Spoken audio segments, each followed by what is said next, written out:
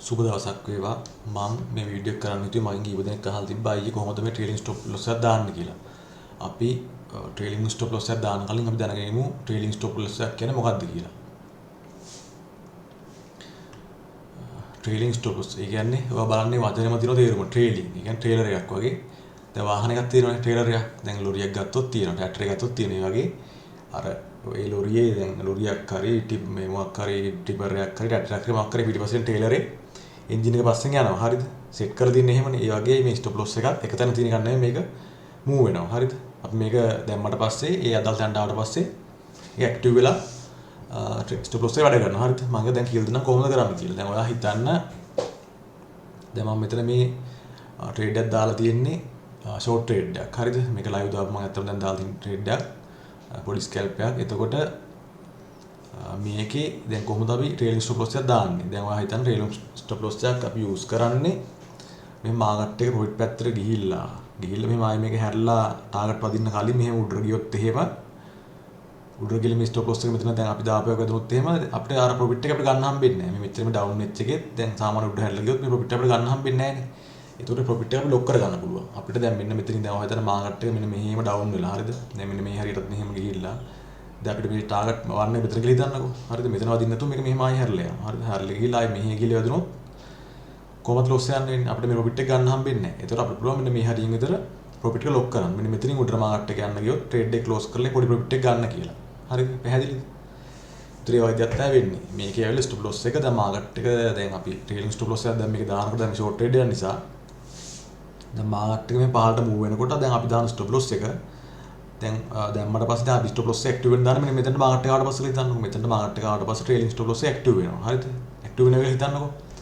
ඊට පස්සේ මාකට් එක මෙතනට ආවම ඇක්ටිව් වෙනවා. ඊට පස්සේ මාකට් එක මෙහෙම මූව් වෙන්න දැන් අපි ට්‍රේලින් ස්ටොප් ලොස් එකේ ප්‍රයිස් එක මෙතනට දැම්මම ස්ටොප් ලොස් එක මෙහෙම මාකට් එක දැන් මේ ප්‍රයිස් එක පස්සේ මෙහෙම යනවා. හරිද? දැන් අපි 100ට දෙයක් කියලා හිතන්නකෝ ස්ටොප් ලොස් එක දැම්මේ මම දැන් දාලා පෙන්නන ඉස්සරහට 100ට දෙයක් මෙහෙම මාකට් එක ආයෙ හැරිලා මෙහෙම දැන් මෙතෙන්ට ගිහිල්ලා 100ට දෙයක් මාකට් එක ආයෙ හැරිලා මෙහෙම උඩට ගියොත් ට්‍රේඩ් එක ක්ලෝස් කරන්න කියලා අපි දෙනවා විධානයක්. හරිද? එයා නිතරම ඇක්ටිව් එකේ ඉන්නවා.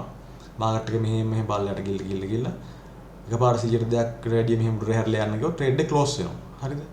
අර සම්පූර්ණ ලොස් එක නාගෙන ඉන්නේ ප්‍රොෆිට් එකකින් ට්‍රේඩ් එක ක්ලෝස් වෙනවා. ඒකට ඒක තමයි ඒක තියෙන වාසිය. මේකේ වාසිය අවාසි දෙකක් තියෙනවා. හරිද? දෙපැත්තම තියෙනවා. මම දැන් ඔයාලට කියලා දෙන්න කොහොමද මේක දාන්න කියලා. හරිද? දැන් මේ මම දාලා තියෙන SPK කියන coin එකට මේක මම දැන් Binance එක trade දාලා තියෙනවා. දැන් මම හදන්නේ මේක trailing stop loss එකක් දාන්න අපි trailing stop loss එක දාන්න මෙන්න මෙතන තමයි active වෙන්න දාන්නේ. හරිද? මෙන්න මෙතන. මෙතනට market එක ආවට පස්සේ trailing stop loss එක active වෙන්න. හරිද? ඒ කියන්නේ මෙන්න මෙතනට අපි හිතමු 102ක් කියලා. මෙතනට මාකට් එක ආවට පස්සේ මෙහෙම මාකට් එක මෙහෙම 102ක් ආපස්සට හැරලා යන්න ගියොත් ට්‍රේඩ් එක ක්ලෝස් කරන්න කියලා තමයි අපි ට්‍රේලින් ස්ටොප් ලොස් එක දාන්නේ. නැත්තම් මෙහෙ ආයි මෙහෙ යන්න ගියොත් ට්‍රේඩ් එක සම්පූර්ණ ලොස් යන්නේ එතකොට. ඒක නවත්තන්න තමයි ට්‍රේලින් ස්ටොප් ලොස් එක දාන්නේ. මේකේම අනිත් පැත්ත තමයි ලෝන් ට්‍රේඩ් එකක් දාන්නේ. හරිද? මේකේම අනිත් පැත්ත. මේ විදිහම තමයි. දැන් මම ඔයාලට කියලා දෙන්නම් කොහොමද මේක Binance එකේ අපි දාන්නේ. Binance එකේ නෙමෙයි අපි ඔන්න ප්ලැට්ෆෝම් එකේ දාන්න පුළුවන්. ඒ ඔප්ෂන් එක තියෙනවා. ඒක දාන්නේ අපි යන්න දැන් මේ ට්‍රේඩ් රන් එකකට මම මේක පොඩි ස්කැල්ප් එකක් දාලා තියෙනවා ඔයාලට පෙන්නන්න ඕන නිසා මෙතන SPK කියන coin එක. හරිද? මේක සෙට් කරගන්න. දැන් මෙතනින් currency pair එක මාරුනාට පස්සේ අපි යන්න ඕනේ මෙතන මේ දැන් open තිබ්බොත් මෙතන දැන් මෙතන මේ open කරලා තිබ්බොත් ඔයා close කියන එකට දාගන්න. හරිද? දාලා මෙන්න මෙතන තියෙනවා මේ list එකක් මේ තියෙන stop limit stop market ඔයා මෙතන දාගන්න මේ trailing stop loss කියන එක. හරිද? trailing stop කියන එකට දාලා මෙහෙම ටික් එක දාගන්න. දැන් ඒක automatically මෙතන වැටලා තියෙන්නේ. ඊට පස්සේ දැන් අපි මෙතන දාන්න call back rate එක. call back rate එක කියන මාකට් එක ආපස්සට 100ට percentage එකක් විදිහට කීයට 100ට කීයක් ආපස්සට හැරෙනොත්ද අපි trade එක close වෙන්න කියන්නේ. අපි trade එක close කරන්න කියලා මෙයාට කියන්නේ මාකට් එක 100ට කොච්චර ප්‍රමාණයක් ආපස්සට හැරෙනොත්ද. අපි දැන් බලමු මෙතන. දැන් මම කිව්වා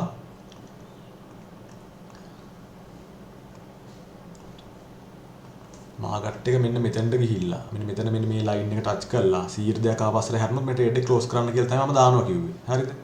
එතකොට දැන් මෙතන ඉඳන් ඔයා බලන්න මෙන්න මෙතන ඉඳන් මෙතනට කොච්චර percentage එකක් තියෙද කියලා මේ 100ට 2.3ක් තියෙනවා. හරිද මේදි?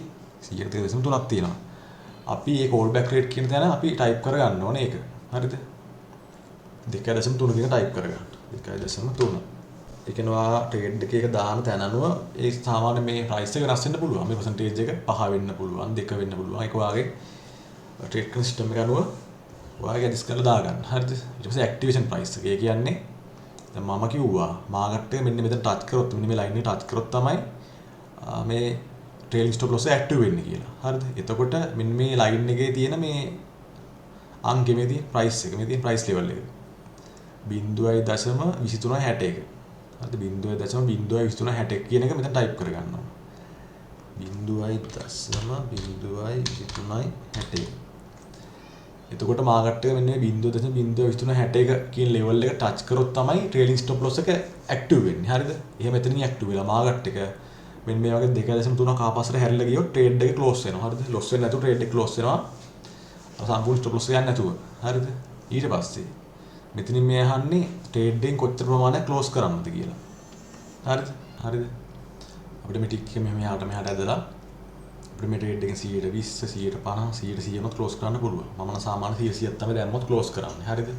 පොඩි එහෙම කොටස් ක්ලෝස් කරලා වැඩක් නැහැ. මම සම්පූර්ණ 100ක් දාලා ක්ලෝස් කරන්නේ. ඒත් මම ආයෙ පැහැදිලි කරන්නම් මේ ට්‍රේඩින් ස්ටොප් ලොස් එකෙන් මොකද්ද වෙන්නේ කියලා. මේකෙන් වෙන්නේ සාමාන්‍යයෙන් අපි ට්‍රේඩ් එකක් දාලා ප්‍රොෆිට් එද්දී දැන් හිතන්න මේ ටාගට් එකේ වදින්න නැතුව හැරලා යන්න ගියොත් අපිට වෙන ලොස් එක වළක්ව ගන්න තමයි ට්‍රේඩින් ස්ටොප් එක දාන්නේ. එතකොට අපි මොකක් හරි ප්‍රයිස් එක සෙට් කරලා ඔයා හිතන්න මේ ලයින් එක කියලා මෙන්න මගේ අපි තැනක් කොහේ හරි තැනක් ප්‍රයිස් එක සෙට් කරලා එතනට මාකට් එක ආවට පස්සේ එතනින් උඩට ආපහු හැරලා මාකට් එක යන්න ගියොත් 100ට 2ද 3ද 4ද 5ද කියලා අපිට තීරණ ගන්න පුළුවන්.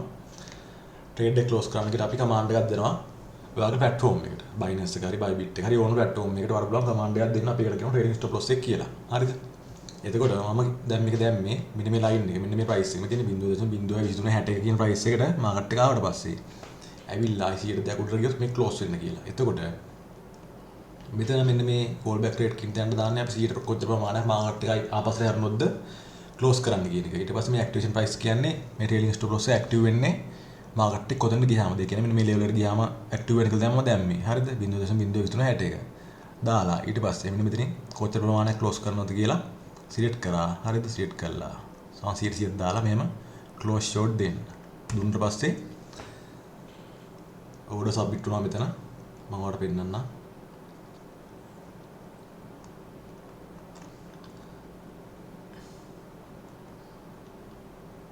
ඕපන් ඕඩර්ස් වල ඇති මේ තියෙන්නේ මෙතන. මේ තියෙන ට්‍රේලිං ස්ටොප් ලොස් කියන එක මෙතන තියෙනවා. තාම මේක ඇක්ටිව් වෙලා නැහැ. අර මම කිව්ව ලෙවල් එකට මාකට් එක මෙන්න මේ 0.2361 කියන ලයින් එකට මාකට් එක ටච් කරාට පස්සේ ඉතින් දැන් මාකට් එක ආපස්සට හැරලා යන්න ගියොත් 100ට 2.3ක් ට්‍රේඩ් එක ක්ලෝස් වෙනවා. හරිද? මම හිතනවා මේක පැහැදිලි වෙන්නේ නැති කියලා. මේක සරල දෙයක්.